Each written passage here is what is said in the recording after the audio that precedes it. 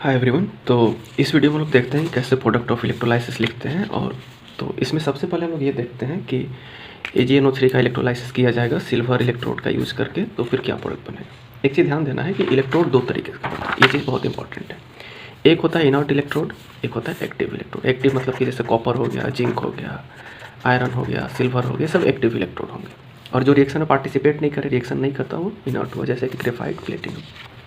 तो inert electrode जो होता है वो रिएक्शन में पार्टिसिपेट नहीं करता है। तो ये किसका काम क्या होता है, what is the role of inert electrode. It provides, इसका रोल क्या है, इट प्रोवाइड्स ओनली सरफेस। ये सिर्फ सरफेस प्रोवाइड करता है, इसके लिए it provides only surface for reaction मतलब कि ऑक्सीडेशन के लिए और रिडक्शन के लिए, ऑक्सीडेशन और reduction. It provide surface for oxidation और रिडक्शन टू ऑकर। तो ऑक्सीडेशन और रिडक्शन तो होगा है ना इलेक्ट्रोलाइसिस के टाइम में, तो उसको होने के लिए इसका काम क्या होता है कि बस सरफेस प्रोवाइड करेगा। इसी के सरफेस पर कोई रॉड है अगर प्लेटिनम का बना हुआ, तो इसी के सरफेस पे या तो इलेक्ट्रॉन का लॉस होगा या गेन होगा, मतलब इसी के सरफेस पे केमिकल आकर रिएक्ट करेगा। तो it provides only surface for reaction to occur, और फिर ऑक्सीडेशन और रिडक्शन को अकर होने के लिए। और एक्टिव इलेक्ट्रोड वो होते हैं जो सरफेस नहीं प्रोवाइड करते हैं, सिर्फ इनका काम होता है रिएक्शन में पार्टिसिपेट कर लेना। ये खुद भी रिएक्शन करने लगेगा, जबकि प्लेटिनम ग्रेफाइट रहेगा तो ये सब रिएक्शन में पार्टिसिपेट नहीं करेगा, इसमें सिर्फ केमिकल से रिएक्शन करेंगे। तो देखते हैं हम क्वेश्चन को। तो इसमें हमारे पास जो इलेक्ट्रोड है वो सिल्वर है, प्लेटिनम ग्रेफाइट नहीं है। प्लेटिनम और ग्रेफाइट अगर होता तो ये इनर्ट की कैटेगरी में आता। एक्टिव इलेक्ट्रोड है इसमें हमारे पास।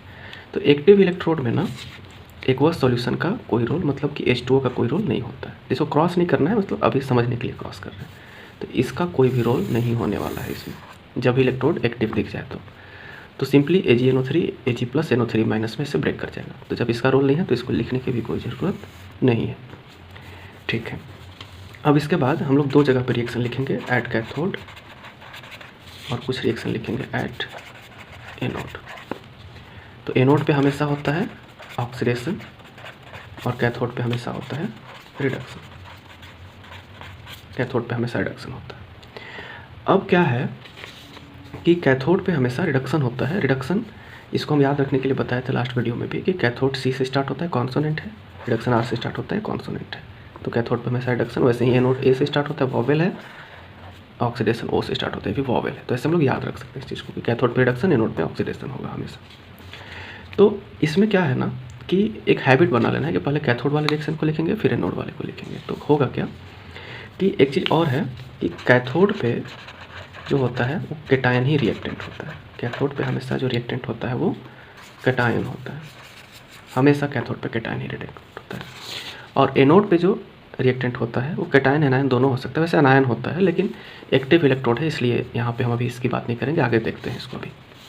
तो कैथोड पे पहले लिखेंगे, और कैथोड पे हमेशा रिएक्टेंट कौन होता है, कैटायन। तो हमारे पास कौन है कैटायन, Ag+। तो यहाँ पे सिंपली लिख देंगे हम लोग Ag+। अब ये प्लस है तो इसको इलेक्ट्रॉन चाहिए, नेगेटिव चाहिए, तो Ag+।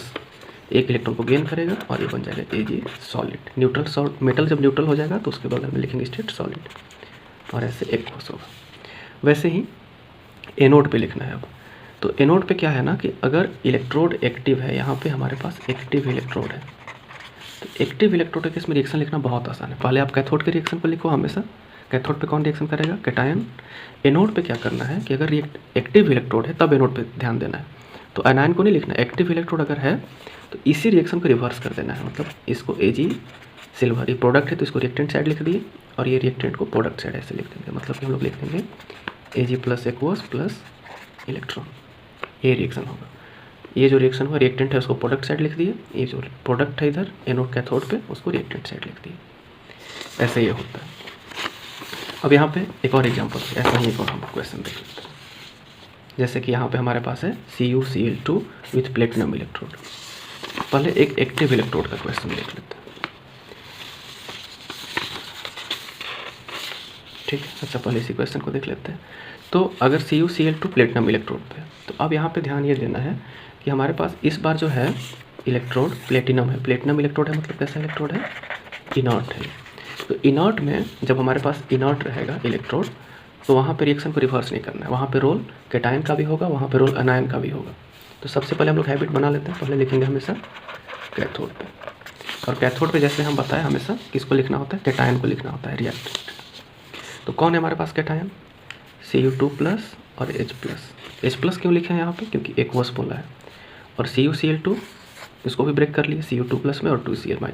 कॉपर पे 2+ नहीं होता है, H2 ब्रेक करता है H+OH- में। तो हमारे पास दो कैटायन है, एक H+ और एक Cu2+। तो किस कैटायन को लिखें कैथोड पे, तो कैटायन लिखा जाता है, ये भी कैटायन है, ये भी कैटायन है। तो हमेशा याद रखना है कि रिएक्टिव मेटल्स मतलब इन चीज़ों से काम चल जाएगा, जैसे कि सोडियम हो गया, पोटेशियम हो गया, मैग्नीशियम हो गया, एल्युमिनियम हो गया, ये सब जिंक हो गया, ये सब को छोड़कर, ये सब मेटल को छोड़कर जो रिएक्टिव मेटल्स नहीं है बहुत ज़्यादा, तो जिनके कॉइन्स बनते हैं, ऐसे हम लोग एक ट्रिक से याद रख सकते हैं कि जिनके कॉइन, जैसे कॉपर का कॉइन होता है, सिल्वर का कॉइन होता है, जिसके कॉइन्स बनते हैं, या जो लेस रिएक्टिव मेटल होते हैं, वह रिएक्शन में कैथोड पे वही पार्टिसिपेट करते हैं। तो कॉपर यहाँ पे पार्टिसिपेट करेगा, तो Cu2+ एक्चुअली क्या है ना कि इसका इलेक्ट्रोड पोटेंशियल हाई होता है। कैथोड पे वही रिएक्शन होता है जिसका इलेक्ट्रोड पोटेंशियल हाई हो, वही रिएक्शन फेवर होता है। तो यहाँ पे कॉपर का पॉजिटिव इलेक्ट्रोड पोटेंशियल होता है और हाइड्रोजन का 0 होता है, तो इसका पॉजिटिव होता है, इसलिए ये होता है रीजन, और ये रीजन ये है। लेकिन प्रोडक्ट ऑफ इलेक्ट्रोलाइसिस लिखते समय ये बात का बहुत इंपॉर्टेंस नहीं है, क्योंकि हमको ये डेटा दिया गया नहीं है। तो हम लोग डायरेक्टली ऐसे याद रख सकते हैं कि जो लेस रिएक्टिव हैं, जैसे कि कॉपर, सिल्वर, जिनके कॉइन्स बनते हैं, या जो लेस रिएक्टिव हैं, तो प्लस में से वही मेटल डिस्चार्ज होगा, मतलब वही रिएक्शन करेगा। तो 2+ और ये 2 इलेक्ट्रॉन को क्या कर लेगा, एक्सेप्ट कर लेगा, क्योंकि 2+ है, और ये बन जाएगा कॉपर, न्यूट्रल सॉलिड हो जाएगा। तो ये एक्वस होगा, ये कैथोड पे हो गया। एट एनोड अब लिखेंगे, तो एनोड पे क्या होता है कि इस रिएक्शन को लोग रिवर्स कर देते हैं, लेकिन अगर इनर्ट एक्टिव रहेगा तब। अभी हमारे पास इनर्ट है, तो इनर्ट में फिर किसको लिखेंगे, तो इनर्ट में क्या होता है कि इनर्ट में कैथोड पे कैटायन तो लिखते ही हैं हमेशा, एनोड पे अनायन को लिखते हैं। इनर्ट के केस में एनोड पे अनायन, कैथोड पे कैटायन, एनोड पे अनायन, हमेशा यही होता है। लेकिन एक्टिव में बस इसका अपोजिट होता है। तो करेंगे क्या ना कि हमारे पास अब अनायन फिर से यहाँ पे देखें तो दो तरह का अनायन है, एक Cl- है, एक OH- है। ये 2 पे नहीं जाएंगे, हमारे पास ओरिजिनली 2 अनायन है, एक Cl- है, एक OH-।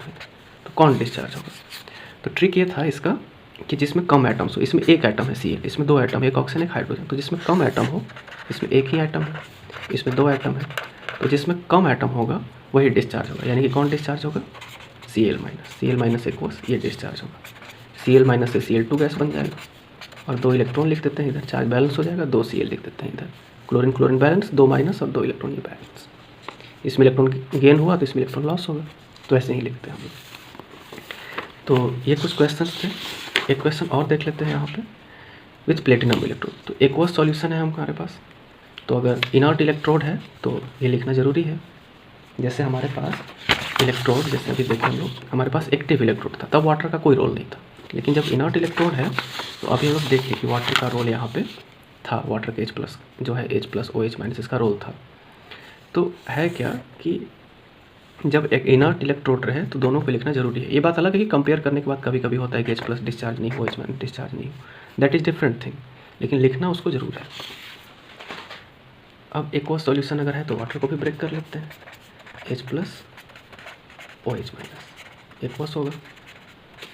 अब लिखेंगे सबसे पहले जैसे लिखते आ रहे हैं, सबसे पहले लिखेंगे एट कैथोड। तो कैथोड पे किसको लिखते हैं, कैटायन को। हमारे पास 2 कैटायन, एक H+, एक Ag+। तो बोले कि जिसका कॉइन बनता है उसको लिख लेना है। तो सिल्वर का कॉइन होता है, ऐसे याद रख सकते हैं हम लोग, एक इलेक्ट्रोड गेन करेगा और ये क्या हो जाएगा, सिल्वर बन जाएगा। अब एनोड पे किसको लिखेंगे, एट एनोड। एनोड पे अनायन को लिखते हैं। अनायन कौन है मेरे पास, एक OH-, एक NO3-। अनायन को क्यों लिख रहे हैं, इसी को क्यों नहीं रिवर्स कर दिए। अगर यहाँ पे इलेक्ट्रोड प्लेटिनम नहीं होता, यहाँ पे इलेक्ट्रोड सिल्वर होता तो एक्टिव होता, तब इसी कैथोड वाले को ही रिवर्स कर देते। लेकिन अगर एक्टिव नहीं है, इनर्ट इलेक्ट्रोड है, तो हमको एनायन को ही लिखना होगा। तो एनायन मेरे पास 2 है, किस एनायन को लिखें, OH- को कि NO3- को। तो जिसमें कम एटम हो, तो OH- में 2 एटम है, एक O है, एक H है, और इसमें कितना एटम है, 1 नाइट्रोजन और 3 ऑक्सीजन, 4 एटम है, तो कम वाले को लिखेंगे। तो OH- लिख दिए, और बताए थे कि OH- से हमेशा बनता है O2 + 2H2O + 4 इलेक्ट्रॉन, ऐसे बैलेंस फॉर्म। इसको याद रखना ही बेटर होगा, क्योंकि हमेशा OH- आएगा ही एक्वस मीडियम में, तो एक कॉमन चीज़ है, इसलिए याद रखना इसको ज़्यादा बेटर होगा। तो 4OH- से O2 + 2H2O + 4 इलेक्ट्रॉन, चार्ज भी बैलेंस हो गया। एक क्वेश्चन और देख लेते हैं हम लोग, एक्वस सॉल्यूशन ऑफ NaCl। तो एक्वस जैसे ही वाटर भी ब्रेक कर लेंगे और NaCl विथ प्लेटिनम इलेक्ट्रोड। तो प्लेटिनम इलेक्ट्रोड अगर है तो इसमें दोनों का रोल होगा, कैटायन का भी, एनायन का भी। पहले किसको लिख लेते हैं हम लोग, कैटायन को। तो लिख सकते हैं एट कैथोड। कैथोड पे हमेशा कौन रिएक्शन करेगा? कैटायन। कैटायन कौन है हमारे पास? H+ और सोडियम प्लस। तो हम बोले थे कि कॉइन वाला अगर मेटल होगा तो उसको आप यूज़ कर लेना, वैसा आसान होगा। लेकिन अगर कॉइन वाला मेटल नहीं है तो सोडियम का तो कॉइन नहीं बनता है, तो अगर वो नहीं होगा तो उस केस में H+ का यूज़ कर लेना। तो H+ एक्वस प्लस एक इलेक्ट्रॉन और ये बन जाएगा H2 गैस। इसको बैलेंस कर लेंगे, चाहे तो यहाँ पे 2 लिख लें, यहाँ पे 2 और ये H2 बैलेंस हो गया। एट एनोड, तो एनोड पे कौन होगा? तो ट्रिक क्या बताया था इसका? एनोड पे अनायन को लिखना है। तो अनायन तो 2 है, एक Cl- एक OH-। तो किसको लिखना है? जिसमें कम एटम है। तो इसमें Cl में एक एटम, OH में तो 2 एटम, O और H, तो कम वाले को लिखेंगे। तो Cl- लिख लिए, Cl- से Cl2 गैस बन जाएगा, 2 इलेक्ट्रॉन लिख देंगे इधर, यहाँ पे 2Cl लिख दिए, चार्ज बैलेंस हो जाएगा, 2 माइनस इधर 2 माइनस इधर, ये ऐसे प्रोडक्ट बन जाएगा। तो ये प्रोडक्ट बनेगा इसका। रिएक्टेंट में Na और OH रह जाएगा, उसका कोई रोल नहीं होगा। H बन के निकल गया, Cl भी यहाँ पे Cl2 गैस बन के निकल गया। तो एनोड पे क्लोरीन गैस, कैथोड पे हाइड्रोजन गैस बन के निकलेगा। अगर क्वेश्चन ऐसे रहे कि मोल्टेन NaCl, मोल्टेन NaCl मतलब इसको इतना हीट किया कि मेल्ट कर गया है, वाटर नहीं है इसमें, तब तो ये बहुत आसान है, तब तो हम लोग इसको बहुत आसानी से लिख सकते हैं। तो एट कैथोड क्या बनेगा? तो कैथोड पे तो कैटायन होता है, तो Na+, मोल्टेन है तब तो वाटर होगा ही नहीं, तो कोई सोचने वाली बात ही नहीं है इसमें। तो एक इलेक्ट्रॉन लिख देंगे और ये सोडियम सॉलिड बन जाएगा। और क्लोरीन क्या बन जाएगा? तो Cl- से तो Cl2 गैस निकलता है, 2 इलेक्ट्रॉन लिख देंगे, ये बैलेंस हो जाएगा। वैसे ही इसको भी अगर हम लोग लिखें तो कैसे लिखेंगे? कैथोड पे कैसे हो जाएगा? Mg2+, 2 इलेक्ट्रॉन को एक्सेप्ट करेगा और ये बन जाएगा Mg सॉलिड। ये मोल्टेन है तो ब्रैकेट में एक्वस नहीं लिखेंगे यहाँ पर, ये एक्वस नहीं होगा, तो ऐसे बन जाएगा। और क्लोरीन रहेगा तो Cl2 बनेगा प्लस 2 इलेक्ट्रॉन। तो ऐसे हम लोग प्रोडक्ट को लिख सकते हैं, प्रोडक्ट ऑफ इलेक्ट्रोलाइसिस को लिख सकते हैं। और भी अगर किसी भी रिएक्शन पे प्रोडक्ट ऑफ इलेक्ट्रोलाइसिस को लिखना होगा तो हम लोग इसी कॉन्सेप्ट का यूज़ करेंगे। जैसे कि अगर हमको लिखना हो CuSO4, एक और CuSO4 विथ कॉपर इलेक्ट्रोड। अब यहाँ पे ध्यान देना, कॉपर इलेक्ट्रोड दे दिए, तो कॉपर इलेक्ट्रोड तो एक्टिव इलेक्ट्रोड हो गया हमारे पास, ये इलेक्ट्रोड एक्टिव है। तो एक्टिव में कैथोड के रिएक्शन को रिवर्स करते हैं, तो कैसे लिखेंगे? पहले एट कैथोड, तो एक्वस कॉपर सल्फेट है, तो पहले हम क्या करेंगे? और एक्वस में वाटर को ब्रेक करने का, जब एक्टिव इलेक्ट्रोड हो तो वाटर को ब्रेक करने का कोई ज़रूरत भी नहीं होता है। तो ये कैसे टूटेगा? Cu2+ aqueous plus SO4 minus aqueous, ऐसे टूट जाएगा। तो कैथोड पे कौन सा कैटायन है हमारे पास? 2+, यही 2 इलेक्ट्रॉन को एक्सेप्ट कर लेगा और ये क्या बन जाएगा? Copper solid. और उसके बाद फिर एनोड पे क्या लिखेंगे? तो एनोड पे बिल्कुल वही चीज़ जो कैथोड पे लिखें उसी को रिवर्स कर देंगे, इसको लिख देंगे प्रोडक्ट साइड, को लिख देंगे रिएक्टेंट साइड। ये हो जाएगा Cu2+ एक्वस प्लस 2 इलेक्ट्रॉन, तो ये प्रोडक्ट बन जाएगा। जब एक्टिव है तब तो बहुत आसान है, तब तो बस उसी को कैथोड पे लिख के उसी को रिवर्स कर देना, और उसमें वाटर को ब्रेक भी नहीं करना है। जब उसमें रहेगा वो इनर्ट इलेक्ट्रोड तब उसमें वाटर का रोल में भी हो सकता है, और वो बताएंगे कैसे कैसे उसको फाइंड आउट करना है।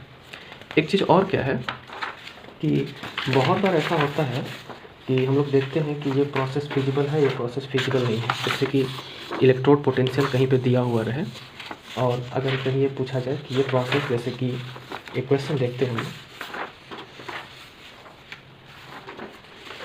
कि इलेक्ट्रोड पोटेंशियल के, जैसे कि क्वेश्चन आपको मिल सकता है ये क्वेश्चन कि एनोड पे कौन सा रिएक्शन होता है, तो एनोड पे कौन सा रिएक्शन होना चाहिए? तो एनोड पे वो रिएक्शन होता है जिसका, एनोड पे और कैथोड पे दोनों पे देख लेते हैं, एनोड पे और कैथोड पे।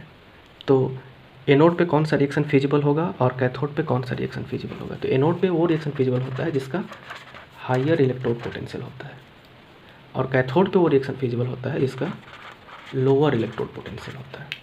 तो जैसे अगर हम बात करें कि एनोड पे कौन सा प्रोसेस फिजिबल होगा, एक मिनट, यहाँ पे चीज़ें अपोजिट लिख दी। यहाँ पे एनोड पे वो प्रोसेस होगा जिसका इलेक्ट्रोड पोटेंशियल लोअर होगा, और कैथोड पे वो होगा प्रोसेस जिसका इलेक्ट्रोड पोटेंशियल हायर होगा।